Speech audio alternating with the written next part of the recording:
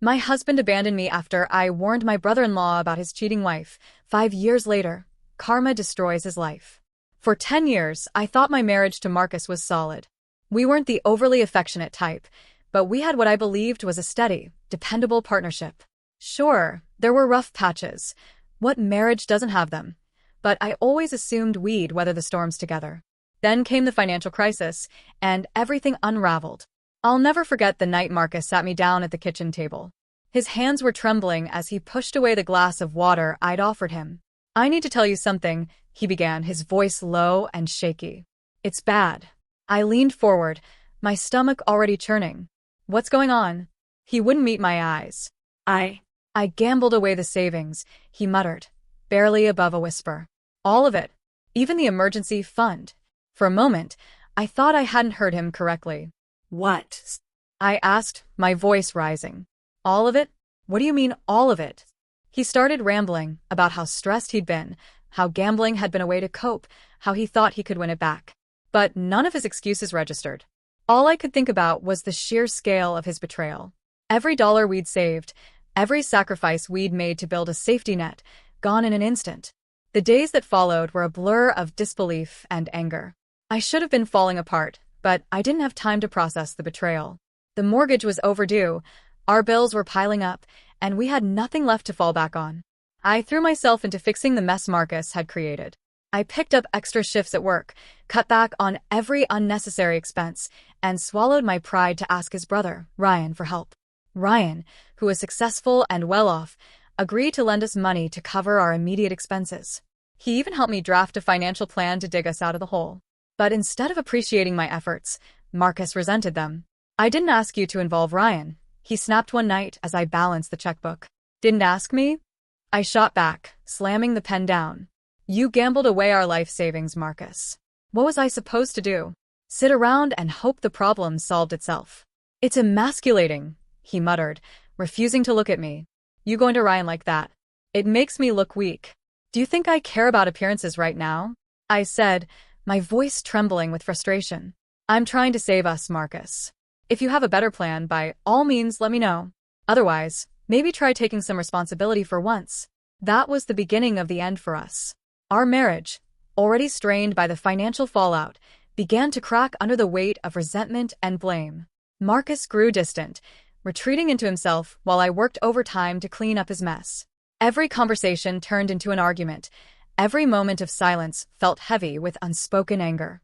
The worst part was that I couldn't stop wondering how we'd gotten here. I thought I knew Marcus. I thought we were a team. But the man sitting across from me now felt like a stranger, and for the first time, I began to question if we'd ever make it out of this storm intact. The financial chaos Marcus had created was consuming most of my energy, but amid it all, I couldn't ignore the strange behavior of his sister, Clara. She'd always been a little aloof, but lately, she was outright evasive. She missed family dinners, gave vague excuses about being busy, and made cryptic comments about how everyone deserved a little freedom in life. Ryan, her husband, was oblivious, or maybe just unwilling to see it. He adored Clara, and doted on her openly. At every family gathering, he'd pull out her chair, refill her wine glass, and look at her like she hung the moon. But the cracks were starting to show. His smile didn't reach his eyes as often, and he seemed tense, like a man trying to hold something together that was already slipping through his fingers. One evening, during a family dinner, Clara's phone buzzed repeatedly on the table. She was sitting directly across from me, and the name flashing on the screen caught my eye. The messages were coming in rapid succession, and Clara quickly flipped her phone over, her cheeks flushing. But it wasn't the kind of embarrassment you feel when you forget to silence your phone. It was the kind of flush you get when you've been caught. I couldn't stop thinking about it. I tried to brush it off as none of my business, but the more I replayed the moment, the more suspicious I became. Clara's cryptic comments, her sudden absences, the way Ryan had started to seem perpetually on edge, it all painted a picture I couldn't ignore. A week later, I brought it up with Marcus. We were sitting in the living room, me balancing a mug of tea while he half-heartedly flipped through TV channels. "I need to talk to you about Clara," I said cautiously. Marcus didn't even glance up. "What about hers?"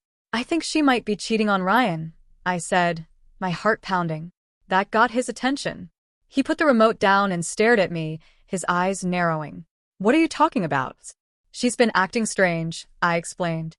At dinner last week, her phone kept buzzing, and she flipped it over like she didn't want anyone to see. The messages were from someone named E. It just didn't seem right. I expected Marcus to be surprised, maybe even concerned for his brother-in-law. What I didn't expect was the fury that erupted from him. Clara's not like that, he snapped, his voice sharp. She's a good wife.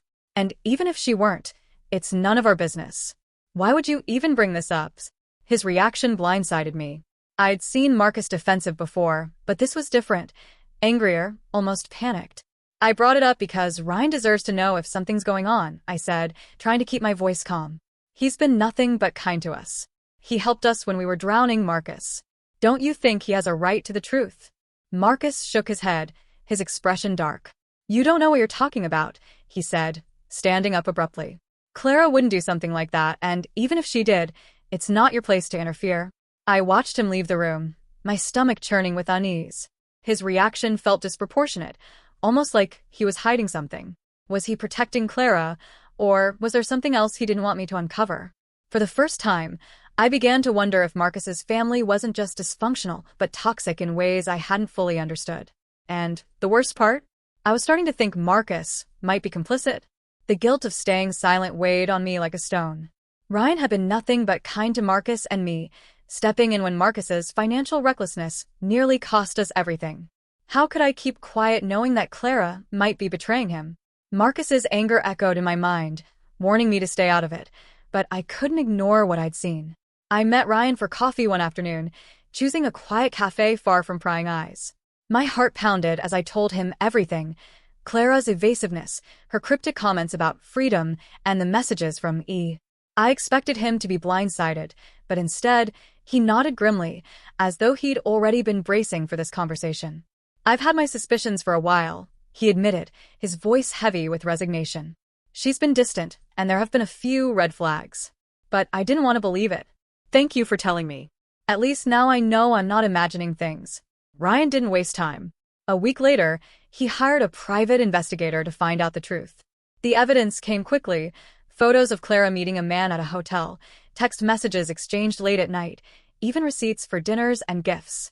The other man turned out to be a coworker of hers, someone she'd grown close to over months of late nights at the office. When Ryan confronted her, Clara didn't deny it. Instead, she doubled down, accusing him of suffocating her and claiming that she deserved more excitement in her life. The fallout was immediate. Ryan filed for divorce, and Clara's once polished life began to crumble. But rather than taking responsibility for her actions, Clara turned her fury on me. You just couldn't keep your mouth shut, could you? She spat when we crossed paths at a family gathering. You've always been jealous of me. Admit it. You've been waiting for a chance to ruin my life. I expected Marcus to defend me, but instead, he sided with Clara. You had no right to get involved, he said, his voice filled with venom. You betrayed this family. You're no better than the person you're accusing Clara of being. His words hit me like a slap. I told Ryan because he deserved to know the truth, I said, struggling to keep my voice steady. How can you justify lying to him after everything he's done for us? Marcus's expression darkened. You don't get it, he said, shaking his head. You've destroyed everything. Do you even care about what you've done? The depth of his anger shocked me. It wasn't just frustration or disappointment. It was pure, unfiltered rage, as though I'd committed some unforgivable sin. That's when it hit me. Marcus wasn't angry because of what I'd done. He was angry because I'd exposed the cracks in his family's carefully curated image. The man I'd spent a decade with, the man I thought I knew, wasn't the partner I thought he was. He cared more about protecting Clara's lies than about standing by me. And in that moment, I realized our marriage wasn't just strained, it was irreparably broken. Filing for divorce was one of the hardest decisions I've ever made. It felt like both a personal failure and a liberation. On one hand, I was walking away from a decade of my life and admitting that the man I had once loved wasn't the partner I thought he was. On the other, I was breaking free from the suffocating grip of Marcus and his toxic family. The fallout was swift and brutal. Marcus's family closed ranks around Clara, rallying behind her as though she were the victim. They called me a liar and a troublemaker, accusing me of fabricating the affair to drive a wedge into their family. At family gatherings, I became the unspoken villain, the person no one would make eye contact with, but everyone whispered about behind my back. Marcus didn't just side with them. He weaponized their support during the divorce proceedings. He painted me as vindictive and petty, claiming I had sabotaged his relationship with his family for my own gain. I tried to keep things civil, but Marcus seemed determined to turn the process into a war. The divorce dragged on for over a year. Marcus fought me on everything, from the division of assets to who would keep our dog, Luna. It was clear he didn't actually care about the details. He was just trying to punish me. "You don't deserve a single penny from me," he spat during one particularly heated mediation session. "Marcus, the money you're so concerned about? That's mine," I snapped. "You gambled away our savings, remember? I'm the one who worked to keep us afloat." His lawyer quickly stepped in to defuse the situation, but Marcus's glare lingered. He wasn't interested in fairness. He wanted me to regret leaving him. But no amount of pettiness could make me second-guess my decision. I knew that staying would mean a lifetime of walking on eggshells and sacrificing my dignity. When the divorce was finalized, I moved into a small apartment on the other side of town. It was a modest space, nothing like the home Marcus and I had shared, but it was mine. For the first time in years, I felt a sense of peace. There were no more passive-aggressive comments, no more family drama, and no more suffocating guilt. Rebuilding my life wasn't easy. I had to rediscover who I was outside of my marriage, piecing together the parts of myself that had been lost along the way. But there was a quiet joy in starting over, in knowing that I was no longer tied to people who didn't value me. I thought I was finally free of Marcus and his family, but the echoes of our time together lingered in ways I hadn't anticipated. Clara and Marcus weren't done with me, not by a long shot. And as much as I wanted to leave the past behind, it seemed determined to find its way back into my life. For a while after the divorce, I kept my head down and focused on rebuilding my life. Marcus and his family were a chapter one was determined to close. I didn't check his social media, didn't ask mutual friends about him, and tried not to let my thoughts wander to the chaos I'd left behind. But as the years passed, whispers about Marcus began to filter through. At first, it was innocuous. He'd lost his job, sold his car, and was living with his parents. I felt a flicker of satisfaction, though I quickly pushed it aside. His life was no longer my concern, and I didn't want to waste my energy on his misfortunes. Then the whispers turned into full-blown rumors. "Did you hear?" an old coworker asked during a chance encounter at the grocery store. "Marcus married some girl who's barely out of college. Nicole, I think. Isn't she one of Clara's friends?" My stomach churned. Nicole. I vaguely remembered her. A quiet, wide-eyed young woman who used to trail behind Clara like a shadow at family gatherings. She couldn't have been more than 19 back then. The timeline made me nauseous. Had Marcus been grooming her while we were still married? The thought made my skin crawl, but I pushed it away. Whatever Marcus was doing now wasn't my problem anymore. Nicole was 21 when they got married, and by all accounts, the relationship was as dysfunctional as I'd imagined. Marcus, already in his 40s, tried to play the role of the doting older husband, but his controlling nature quickly drove Nicole away. She started spending more time with Clara, who had apparently taken her under her wing after her divorce from Ryan. The details were hazy, but the end result was crystal clear. Nicole left Marcus. And she didn't just leave, she took a significant chunk of his bank account with her. According to the rumors, Clara had encouraged her to siphon money from Marcus's accounts, even helping her set up a new life. When I heard the full story, I didn't know whether to laugh or cry. The irony was almost too perfect. Marcus, who had accused me of destroying the family, had been blindsided by the very people he defended so fiercely. Despite the poetic justice, the news left me with mixed emotions. On one hand, I couldn't deny the satisfaction of seeing Marcus face the consequences of his actions. He had spent years undermining me, blaming me, and twisting the truth to suit his narrative. Now, karma had come full circle, and he was reaping what he'd sown. But on the other hand, the thought of him manipulating Nicole, of using his power and age to control someone so young, made my skin crawl. Nicole might have outsmarted him in the end, but the damage he'd done couldn't be erased. As for Clara, her involvement only solidified what I'd always known. The toxicity in that family ran deep. I couldn't help but wonder if Marcus regretted taking her side all those years ago. But then again, regret would require self-awareness, and Marcus had never been one for introspection. I told myself it was over, that I didn't need to dwell on their drama anymore. But deep down, I knew this wasn't the end. With people like Marcus and Clara, the chaos never truly stopped. It just found new ways to unfold. The whispers about Marcus's chaotic life took an even darker turn when I heard about Nicole's parents filing a lawsuit against him. They were furious, accusing him of manipulation and financial exploitation. I hadn't spoken to Marcus in years, but seeing his name dragged through the mud in public court filings was surreal. It seemed like the Marcus I had known, manipulative, deflective, and unwilling to take responsibility, was finally catching up to the Marcus everyone else was starting to see. Nicole's parents weren't messing around. They provided mountains of evidence to back up their claims. Text messages that showed how Marcus had gradually isolated Nicole from her family, bank statements documenting the money she'd siphoned from him, with Clara's help, and even testimony from friends who'd seen Marcus's controlling behavior firsthand. Marcus, in true fashion, tried to spin the story. "She seduced me," he claimed during one court appearance, according to a news article I couldn't help but read. "I was vulnerable, and she took advantage of me." The narrative would have been laughable if it weren't so pathetic. Marcus, the man who had preyed on Nicole when she was barely out of her teens, was now trying to cast himself as the victim. The evidence against him was damning. Texts showed Marcus encouraging Nicole to cut ties with her parents, promising her a better life with him. Screenshots from her phone painted a picture of a man who had groomed her, showering her with attention only to control her once she was dependent on him. Witnesses, friends, former co-workers, even Clara's ex-husband Ryan, testified to his manipulative nature. Watching it all unfold from the sidelines was surreal. Marcus had spent so much of our marriage deflecting blame, positioning himself as the victim whenever things went wrong. Now, the world was seeing him for who he truly was, and there was no escaping it. The media coverage grew as the case gained traction. Reporters latched onto the sensational details: the age gap, the financial exploitation, the tangled web involving Clara. It was a public spectacle, and Marcus, who had always cared so much about appearances, couldn't hide from it. The news brought me a mix of emotions. Part of me felt vindicated. For years, I had doubted myself, wondering if I had overreacted or misjudged Marcus's character. Now, as his name was splashed across headlines and his actions dissected in court, I felt a grim satisfaction knowing I had been right all along. But there was also a deep sense of sadness. Marcus wasn't just destroying his own life, he had dragged others down with him. Nicole's parents were fighting to repair the damage he had caused their daughter.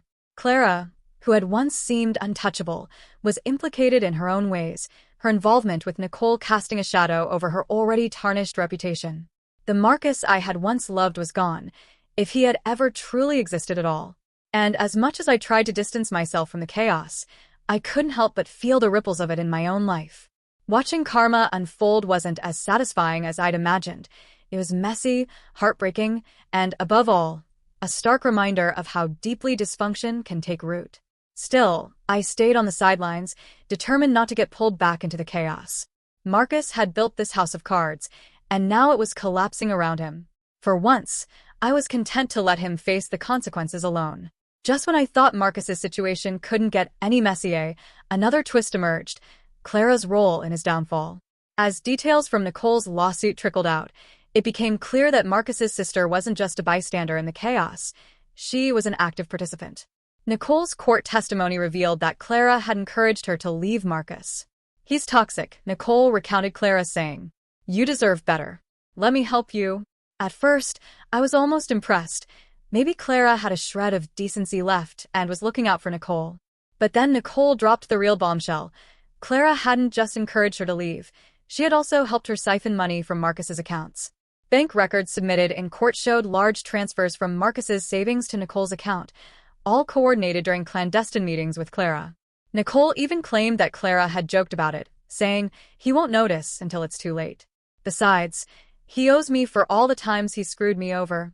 The betrayal was so profound that, for a fleeting moment, I felt a pang of pity for Marcus. He had always idolized Clara, defending her at every turn and siding with her even when it meant turning his back on me. Now, the person he'd spent his life protecting had not only stabbed him in the back, but twisted the knife for good measure. But the pity didn't last long. Marcus had built his life around enabling Clara, excusing her behavior, and perpetuating the toxicity that had defined their family.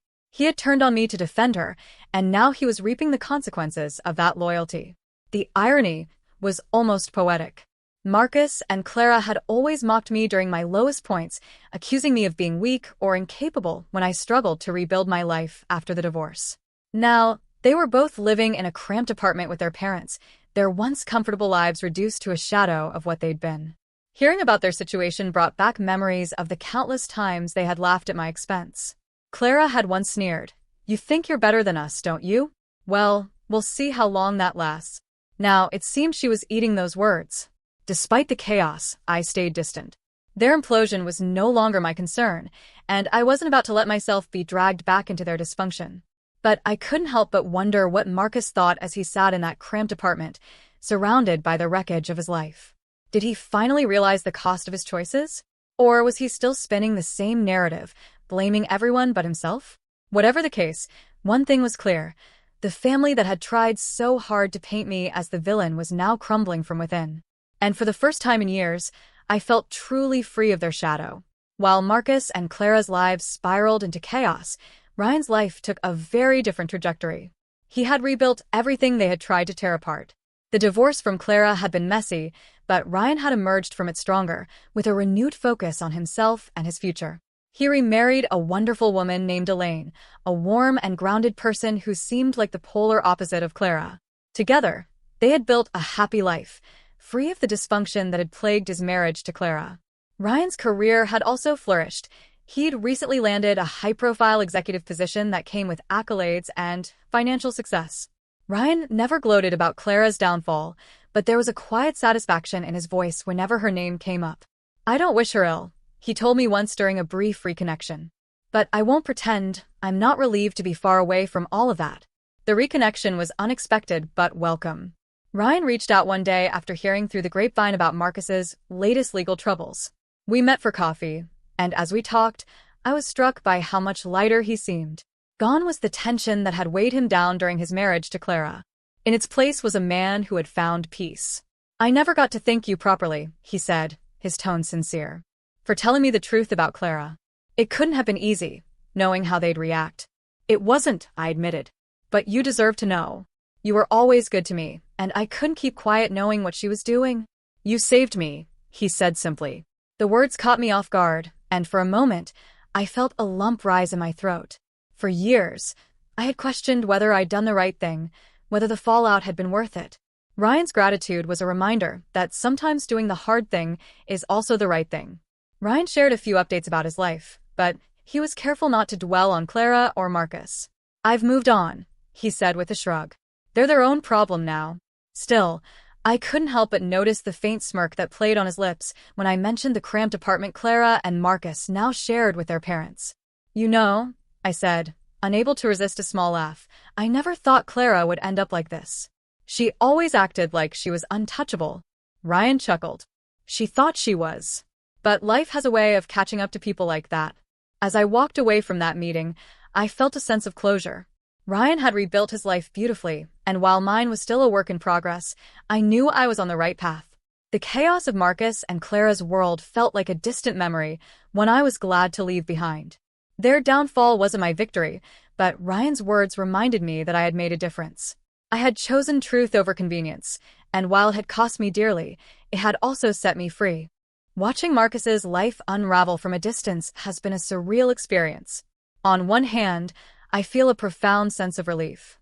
I escaped his chaos, his manipulation, and the toxic grip of his family. When I see how deeply he's sunk, financially, emotionally, and socially, I can't help but feel grateful for the moment I chose to walk away. But relief is rarely simple. Alongside it is a lingering sadness, a kind of mourning for what could have been. When Marcus and I first met, he wasn't the man he is now, or, at least, he didn't seem to be. He was charming, ambitious, and full of dreams. I believed in him, in us, in the family we were building together. Watching that image crumble over the years was its own kind of heartbreak. The man I married felt like a stranger by the end of it all. I still don't know if he changed or if he was always this way and I just couldn't see it. Sometimes I wonder if things could have been different, if the financial fallout hadn't happened, if Clara's infidelity hadn't come to light, if he had chosen me over his family's lies. But those are just what-ifs, and they don't change the reality of what happened. The family I once believed in has completely disintegrated. Clara, who always carried herself as though she were untouchable, is now scraping by in the cramped apartment she shares with Marcus and their parents. Their once perfect facade is gone, replaced by layers of bitterness and desperation. I think about the times I sat at their dinner table trying to fit in, trying to convince myself that their approval mattered. It's hard to reconcile that version of myself with the person I am now. Back then, I believed their validation was essential to my happiness. Now, I see how hollow their opinions were, how little they truly cared about me as a person. Still, the sadness lingers, not for what was, but for what could have been. I wanted a family that supported one another, that celebrated honesty and kindness. Instead, I got years of manipulation, betrayal, and heartache. It's a loss that I'm still coming to terms with, even as I know I'm better off without them. The hardest part of looking back is realizing how much I gave to someone who wasn't willing to give me the same in return. I loved Marcus deeply. I fought for him, stood by him during the worst moments of our marriage, and believed we could weather any storm together. But love isn't enough when it's one-sided. Now, as I reflect on everything, I'm trying to focus on what I've gained rather than what I've lost. I've gained freedom, peace, and the chance to rebuild my life on my terms. I've learned to trust myself, to set boundaries, and to walk away when something no longer serves me. Still, there's a part of me that wishes things had been different, not just for me, but for Marcus too. I wanted him to be the partner I thought he was, the man I believed in when we first got married. But that man is gone if he ever truly existed at all. As I watch his life continue to unravel, I feel a strange mix of emotions: relief, sadness, and, above all, clarity. The chaos is no longer mine to carry. And for that, I'm grateful. I don't know what the future holds. For Marcus, for Clara, or even for myself. Their lives continue to spiral, each new chapter of their chaos unfolding like a story I no longer have the energy to follow. Marcus's legal troubles aren't over, and Clara's reputation is in tatters. Their parents, once so smug and dismissive of me, are now the ones keeping their fractured family afloat. Sometimes, I wonder if Marcus and Clara ever sit in that cramped apartment and think about how things might have been different.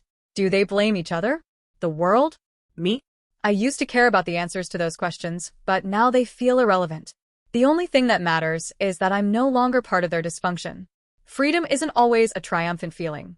Sometimes it's quiet, almost fragile, like standing at the edge of a vast, uncharted wilderness. But it's mine. And after years of carrying the weight of their lies and manipulations, that's enough for now. There are moments, of course, when the past tries to claw its way back in. A stray thought about Marcus's betrayal, or a memory of the times I tried so hard to fit into their family will hit me out of nowhere. Sometimes I'll hear a piece of news about them. How Marcus has been trying to rebuild, how Clara is scheming yet again, and I feel that old, familiar pull of curiosity. But I've learned to let those moments pass. Whatever happens to them is no longer my concern.